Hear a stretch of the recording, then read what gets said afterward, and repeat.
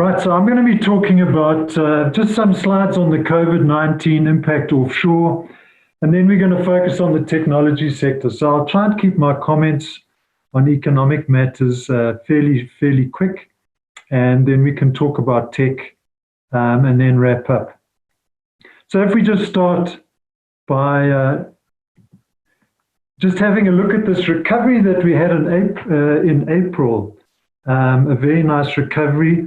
The market bounced, particularly the US, after hitting its lows on the 23rd of March. So we had a strong April, and now we are, the US market is now down about 12% for the year. And, if you compare that with this chart, which I've copied from the Financial Times, and it refers to the big red wall. I mean, really, we're comparing the S&P 500 with the jobless claims numbers in the US. And we've seen jobless claims of 26 million up to now. And so, there's a sense that maybe the market just hasn't reacted sharply enough to what is happening in the real economy. And what I'd like to do just in the next few slides is just talk through that. Is the market being too optimistic? Or is the market sort of handling this crisis pretty well? I mean, we are in such uncertain times, but I think some people are a little bit uncomfortable about the market reaction so far. With the GFC, the market had fallen off a fair amount sharper than this, at this stage of the GFC crisis. So if we start by just comparing the global financial crisis with COVID-19. Now, this is a chart from The Economist over the weekend, and it really looks at GDP in the US and the unemployment rate, and it starts COVID-19 effectively. We start from the beginning of this year, and we compare that over the subsequent 4 quarters with what happened in the global financial crisis. You can see we've had 1 quarter of data. If we look on the GDP slide on the left, we've had 1 quarter of GDP data out of the US. The US GDP dropped 1.2% in the first quarter. It's now expected to drop another 12%. This is from the first quarter to the second quarter. It'll drop another 12%. So we really are in the thick of things now this quarter. And then a big bounce in the third quarter, up about 5.4%. This is according to the Congressional Budget Office. And then a slightly weaker growth in the fourth quarter. But net, a very sharp reaction on the GDP front. And net at the end, after 4 quarters, a bigger impact than the global financial crisis. If we turn to the right, and this is really the interesting slide, when we look at the unemployment rates, you've seen those jobless claims in the previous slide. But what we're seeing here now is, if you think back, the global financial crisis, the unemployment rate got to just under 10%. That was the high in the US. In the Great Depression, it was 25%. So in the COVID-19 crisis, we are looking for something in between. We are looking for, this again is the Congressional Budget Office, for the unemployment rate to peak out at about 16% at the end of the third quarter, just before the presidential election. So peaking out at about 16%, and then a reasonably sharp drop thereafter. And the big question here is, if we compare, will we have a V-shaped recovery that will pull this unemployment rate down? Recent recoveries have not necessarily generated jobs very quickly, unlike the V-shaped recoveries we had from the 1950s to the 1980s. So I think what we're relying on here is some luck and some aggressive action from government to make sure that the unemployment rate does actually come down quite quickly. So what other evidence are we getting from, just referring back to that original slide about the S&P 500 versus the big red wall? What are we seeing from corporates at the moment? This is from yesterday's Wall Street Journal. This is just indicating what's happened to forecasts for this year for US companies. We were starting the year at about 9% growth. and now we are looking at about minus 17.5. Frankly, these numbers are very unreliable. A lot of corporates have pulled their guidance for this year, so about 160 of the 500 companies in the S&P 500 have pulled guidance. And there's also a massive dispersion in the forecasts across the different broking houses. So it's the highest dispersion since May 2009. So I don't think we can place too much reliance on what's happening there. The point is the forecasts are still declining. The other area for us to look at is what evidence do we have from China? Now, China is about 2 months ahead of us in this crisis. And what we can see here is parts of the economy are recovering, but not all areas are recovering strongly. So traffic from ports is back to where it was, but where there are areas where the consumer has personal choice, the choice they're typically making is to be cautious, to still exercise social distancing.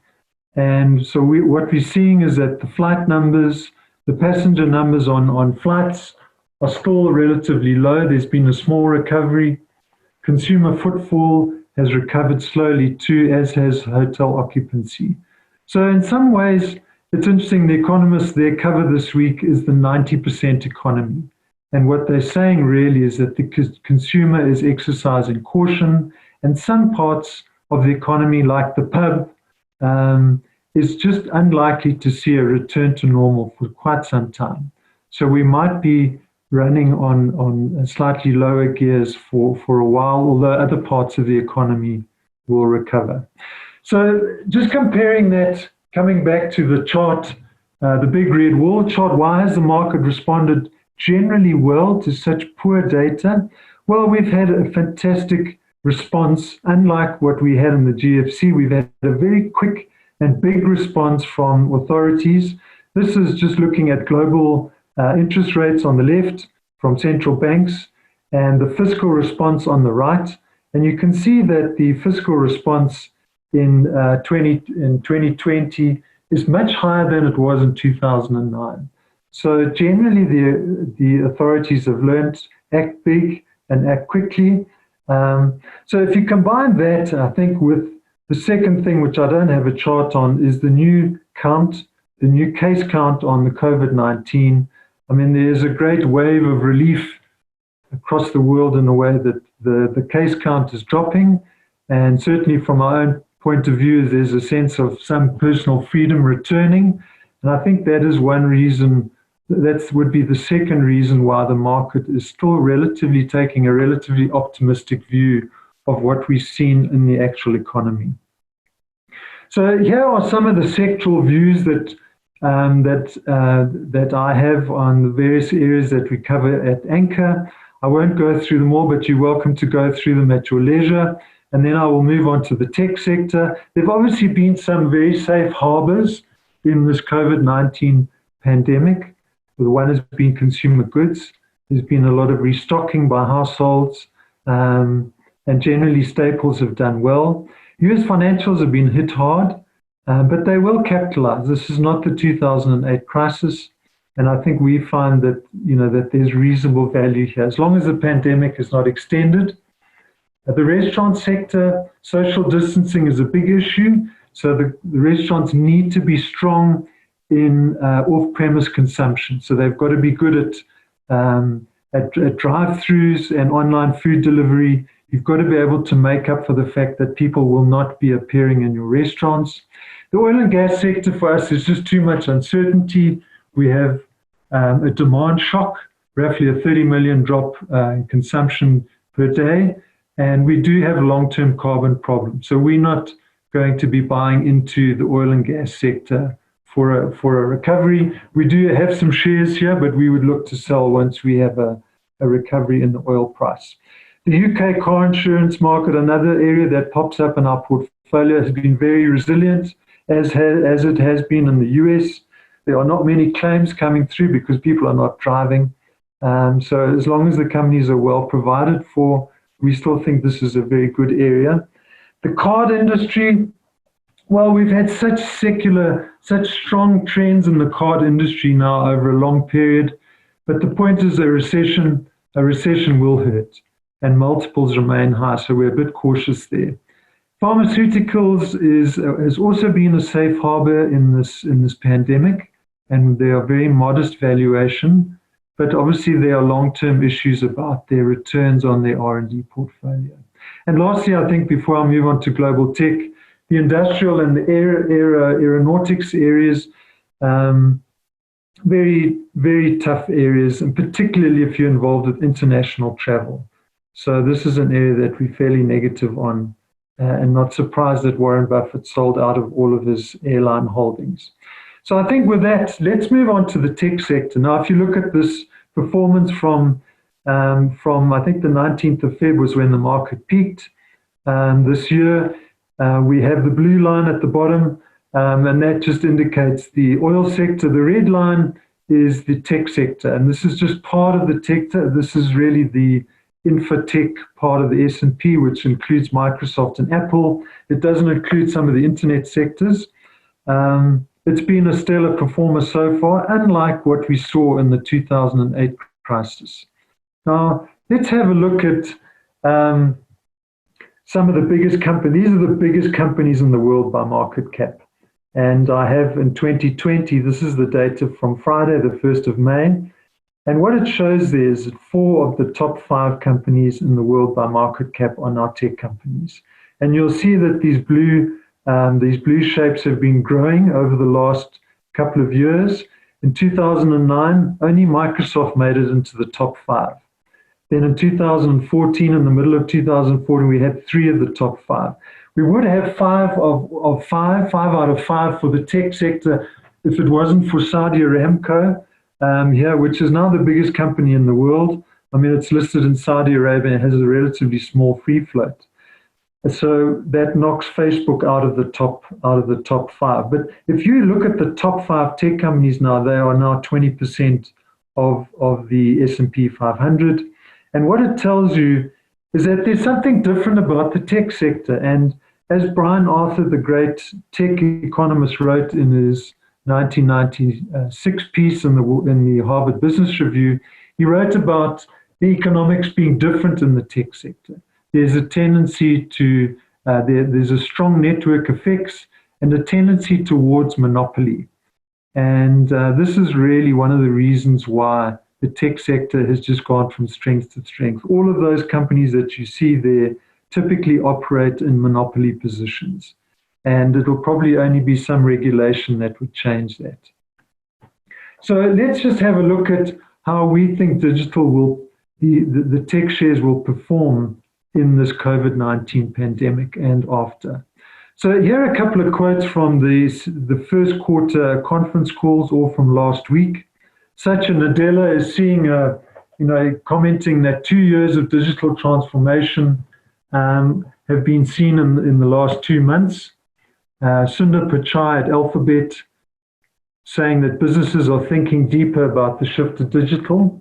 So that's really looking at how corporates are thinking about the shift to digital in a world where everything is remote. On the consumer side, we have Spotify working on creating new habits for consumers. Spotify is the audio streaming business. And Niklas Osberg from Delivery Hero, which is an online food delivery business. Once again, we're not seeing it in South Africa because it's been blocked in this country, but generally around the world, we've seen a big increase in volumes for things like online food delivery. So what's interesting in the tech industry is that the companies are trying to take advantage of this pandemic by trying to shift behavior, to change people's habits, and force companies to make that move to digital. So let's just have a look at it from a top-down point of view, and this is a chart from Bernstein in the US. How much room is there for the digital firms to grow? So what I have here is digital penetration of the total market. The first one is digital advertising, which is now 50% of global advertising. So you would argue relatively mature. E-commerce is only 11% of global retail.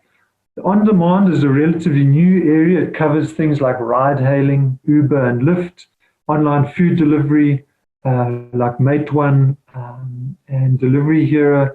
And then on the right-hand side, we have the cloud, where companies shift their IT services off-premise or their IT infrastructure off from their premises into the cloud. And that's about 25% penetrated. So I'll just quickly run through each of those four to give you a sense of what we think the growth is ahead in these areas, and which companies would be major beneficiaries. So if we start with advertising, the point is advertising is highly correlated with GDP growth, regardless of where you are in the world. So I think with 50% of global advertising being online, there's no doubt that companies like Alphabet will be affected by this pandemic. And the big question for me is, will they actually grow their revenues this year? I don't think they will. The response from the first quarter results has been quite positive. They've taken a the market has taken a relatively optimistic view of the feedback from these companies, but I question how they would, the point is with Alphabet is 82% of their revenues is tied to advertising. So I don't think that's the place to be, certainly over the next while. If we turn to e-commerce, we have a slightly different situation here. We see ample headroom for growth. In most territories, e-commerce penetration is below 10%.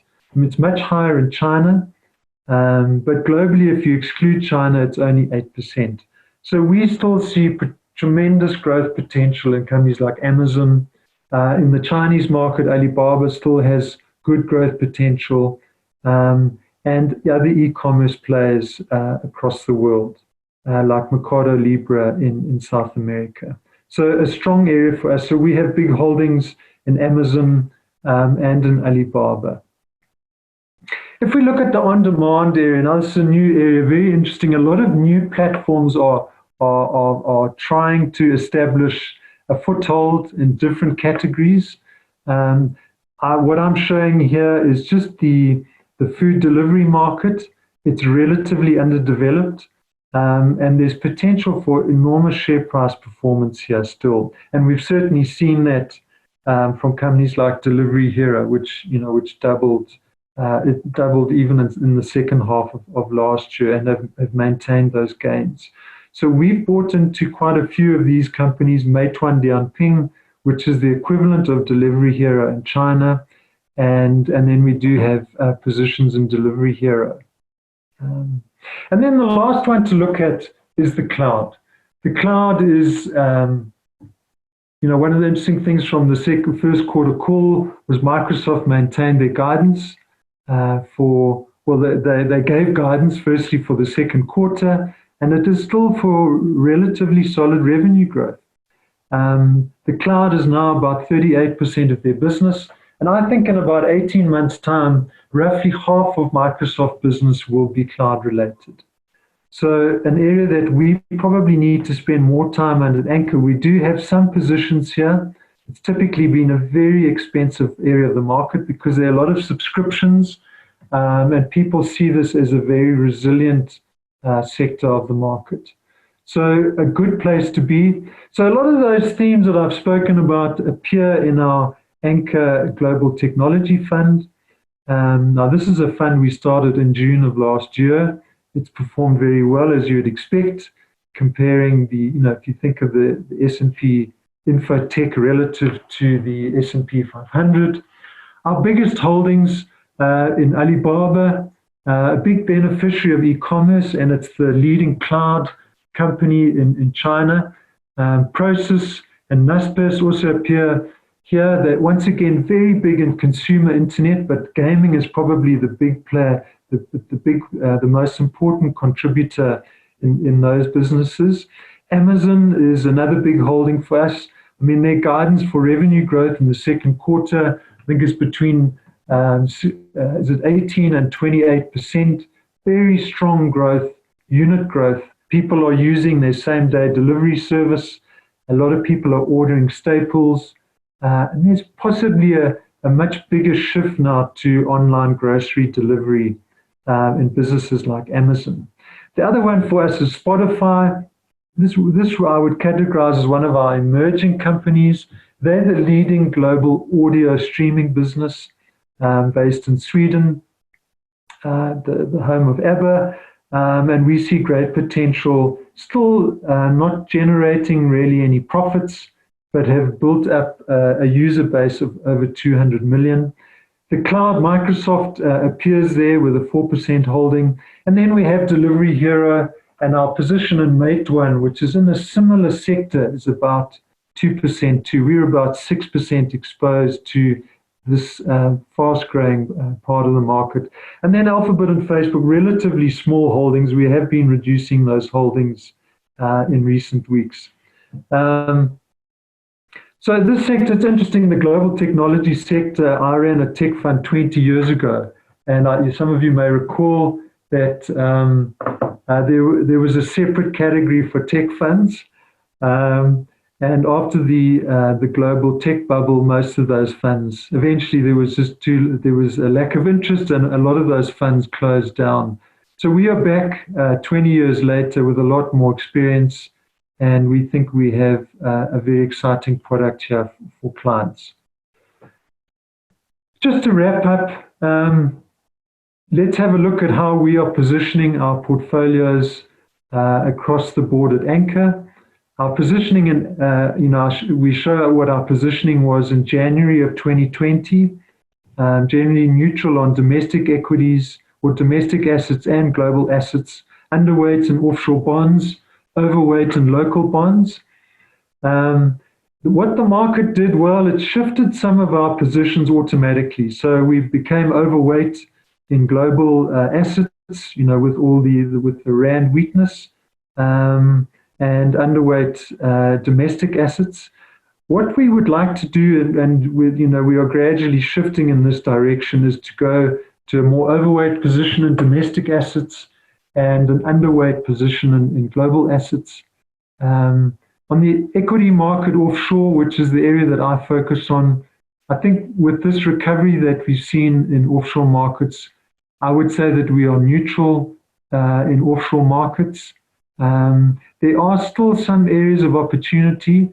From my own personal case, I was buying quite a few equities in March with that big sell-off, but now more difficult to find new opportunities, probably with the exception of companies like Alibaba in China. So I think that just gives an indication of where we are roughly as a house.